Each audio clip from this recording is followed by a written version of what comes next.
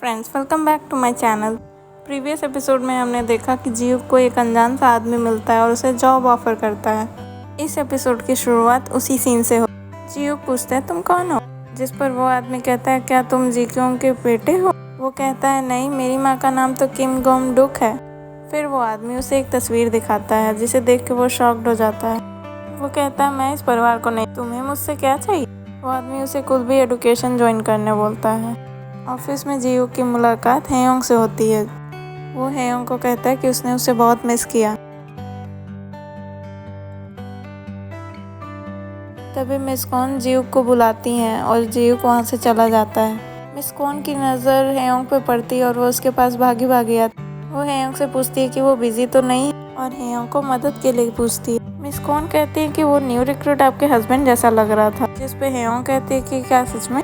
उसकी बात सुन के हेयोंग हंसने लगी। वो कहती है मेरा हस्बैंड बहुत ज़्यादा गुड लुकिंग है। और वो लोग कॉन्फ्रेंस हॉल में चले जाते हैं। हेयोंग वहाँ पे एज अ मेंटोर रहती है। वो अपना इंट्रो देती है और जीयू को गुस्से भरी निगाहों से देखती है, जैसे वो कह रही हो कि तुम कमीने, तुम्हें ऑफिस में आने की क्या जरूरत है, तुम्हें मरने का शौक है। मीटिंग खत्म होते ही जीयू कहीं जा रहा होता है। हेयोंग उसका पीछा करना शुरू कर देती है।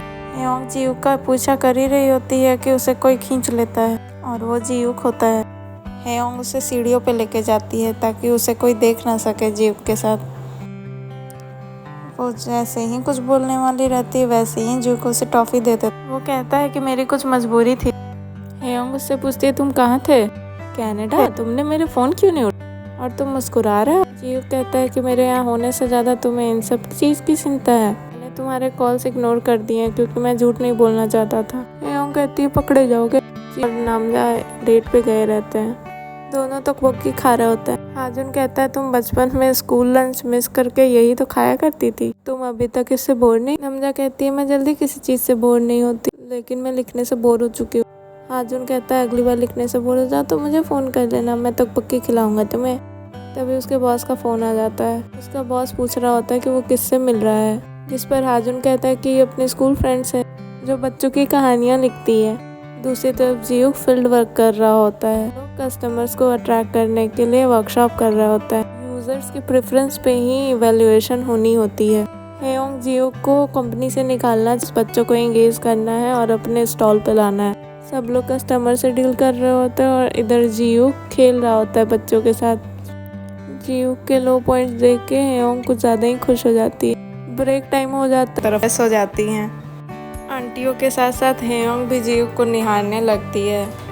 जीयू पानी पी रहा होता है, तभी सारी आंटियां उसकी तरफ धीरे धीरे बढ़ने लगती हैं और कहती हैं मुझे प्रोडक्ट का एक्सप्लेनेशन इन्हीं से चाहिए। जीयू की यूज़र रेटिंग बढ़ जाती है और वो टॉप पे चला जाता है। हेयोंग की मेहनत पे पानी फिर के शरीर पे बहुत सारे घाव रहते हैं। हेयोंग उस बच्चे को जली देती है और उसे बताती है कि देखो मेरे भी ना पैर पे चोट लगा था, लेकिन मैं रोई नहीं थी कभी। जिस पर बच्चा कहता है मैं भी नहीं रोया, मैं आपसे बहुत ज़्यादा कूल हूँ। हेयोंग उसे कहती है क्या मैं तुम्हारी कूल तस्वीरें ले लूँ। तभी उस बच्चे का फादर वहाँ आ जाते गालियाँ देने लगता है। हेयोंग पुलिस को फ़ोन करने ही वाली रहती लेने की कोशिश करता है और उसे मारने जाता है। तभी जीयू आ जाता है और उन दोनों में झगड़ा हो जाता है और वो तीनों पुलिस स्टेशन पहुँच जाते हैं। वो आदमी कहता है मैंने कुछ नहीं किया, इसी ने बिना परमिशन फ़ोटोज़ ली। हेयोंग गुस्सा हो जाती है और कहती है कि फिर भी तुम अपने बेटे को मारते थे, तुम्हें अभी बताती हूँ मैं। वो हेयोंग को फिर से गाली देता है तो जीयू उसका कॉलर पकड़ लेता है। वो आदमी कहता है तुम मारोगे मुझे, ऐसे सेटलमेंट नहीं होने पे दोनों पार्टीज रिकॉर्ड में जाती हैं। कंपनी फिर सोच लो क्या करेगी। हेयोंग कहती है तुम सही कह रहे हो, अगर मुझे क्रिमिनल बनना ही है तो मैं अच्छे से क्रिमिनल बनती, तुम इधर आओ तो जो मैं बताती हूँ। तभी वहाँ पे कुछ भी एडुकेशन की अटर्नी आ जाती, वो उन दोनों को ले जाती है और तभी हेयोंग उनको एविडेंस दिखाती है। वो जैसे ही करने जा रही होती है वैसे ही जीयू उसका स्कार देख लेता है और पहले उससे ठीक करता है। फिर हेयोंग भी उसे दवाई लगाती है और बैंडेड कर देती है। तुम्हें वापस देख के अच्छा लगा। हेयोंग के जाते ही जीयू के पास वही आदमी आता है जो उसने जॉब ऑफर की थी उसे। वो उसे एक फ्लैट में लेके जाता है और कहता है कि अब तुम यहीं रहोगे। जीयू उससे पूछता है तुम्हें बदले में क्या चाहिए, जिस पर ये वो आदमी कहता है तुम काम पे जाओ बस। हेयोंग की बहन का बॉयफ्रेंड उन लोगों को शादी की तस्वीर गिफ्ट करता है, जिसको हेयोंग ले जाके स्टोर रूम में रख देती है। उसके जाने के बाद वो फोटोग्राफ गिर जाती है और कुछ पुराने फोटोग्राफ जो कि जियूक और हेयोंग के मदर के हैं वो गिर जाते हैं। नेक्स्ट डे ऑफिस में न्यू रिक्रूट्स आने वाले रहते हैं और हेयोंग जियूक को अपनी टीम में देख के शॉक्ड हो जाती है। नए रिक्रूट के आने पे सब टीम डिनर प्लान करते हैं।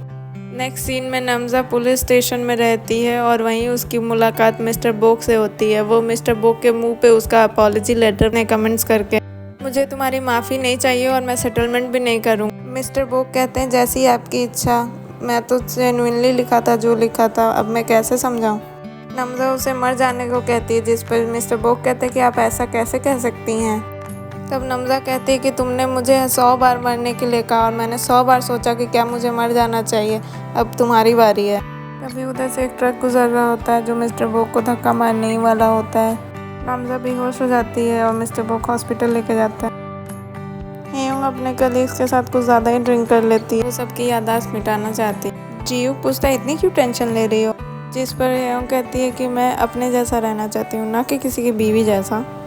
तुम्हें पता है क्या होगा जब उन्हें पता चल जाएगा मैं किसी की वाइफ हूँ। अगर तुम काम पे ब्रेकफास्ट करोगे तो मेरी गलती, तुम गंदे कपड़े पहनोगे मेरी गलती, तुम कुछ भी गलती करोगे तो मेरी गलती, तुम एक बॉम्ब की तरह हो जो कभी भी फट सकते हो। जियूक फिर उसे ड्रॉप करने जा रहा होता है, तभी हेयोंग सो जाती है। उसे सोता देखकर जियूक अपना कंधा आगे कर देती। जब दोनों उसके घर पहुँचते हैं तो देखते हैं कि दरवाजे पे कोई है। हेयोंग डर जाती है कहीं वो अब्यूजिव डैड तो यहाँ नहीं आ गया। जियूक उस आदमी के पास पहुंचता है और देखता है कि ये तो मिस्टर आन है। आन को वहाँ देखकर हेयोंग शॉक्ड हो जाती है और उसे उठाने की कोशिश करती है। जियूक थोड़ा सा अपसेट हो जाता है और मिस कॉन को फ़ोन करता है। तभी हेयोंग उसे रोक लेती है और बोलती है इसे टैक्सी में भेज देते हैं, उसे कुछ नहीं याद रहेगा। जियूक कहता है तुम उसकी साइड क्यों ले रही हो, कहीं इसी के कारण तो ऑफिस में नहीं छुपा रही बात, क्या तुम इसे अब भी पसंद करती हो। हेयोंग कहती है तुम्हें ऐसा लगता है, मैं उसे पसंद भी करती हूँ तो ये मेरा मैटर है, तुम चले जाओ, मुझे तुम्हें कुछ भी एक्सप्लेन करने की ज़रूरत नहीं है, मेरी फीलिंग्स मेरी हैं और ये मेरी प्रॉब्लम है, मैं संभाल लूँगी, तुम जाओ यहाँ से। फिर वो गुस्से में मिस्टर आन को जगाने लगती है। वो जैसे ही उसको उठाने वाली रहती है वैसे ही जियूक वापस आ जाता है और उसे उठा के लेके जाता है। हेयोंग उसके पीछे पीछे सारा सामान लेके जाती है। वो दोनों उसे टैक्सी में बिठा देते हैं। नेक्स्ट डे सब लोग को हैंगओवर हुआ रहता है। लॉबी में हेयोंग को मिस कॉन मिल जाती हैं और अपने साथ चलने को कहती हैं। ऑफिस में सब सोच रहे हैं कि मिस सॉन अभी तक आई क्यों नहीं, उन्होंने कुछ बताया भी नहीं। उसे कॉल करने जाता है तभी उसका दोस्त बोलता है कि वो तुम्हारा फ़ोन नहीं उठाएगी। उसका दोस्त बताता है कि पिछली रात को मिस हेयोंग ने जो भी कहा वो सब इसने सुन लिया था और उसने उसे रिपोर्ट कर दिया है। इधर कमेटी मेंबर्स हेयोंग को क्वेश्चन कर रहे होते हैं, जिसके लिए हेयोंग उनसे माफ़ी मांग। जियूक का फ्रेंड कहता है तुम्हें बुरा लगा होगा है ना। तभी जियूक दौड़ा दौड़ा कमेटी मिस सॉन का हस्बैंड हूँ। और एपिसोड 5 यहीं ख़त्म हो जाता है। एपिसोड 6 के लिए स्टे ट्यून्ड। प्लीज़ सब्सक्राइब और प्लीज़ बताना कि आप लोगों को कैसा लगा। अगर कोई सजेशंस हो तो वो भी प्लीज़ बताइएगा। तब तक के लिए बाय बाय, टेक केयर।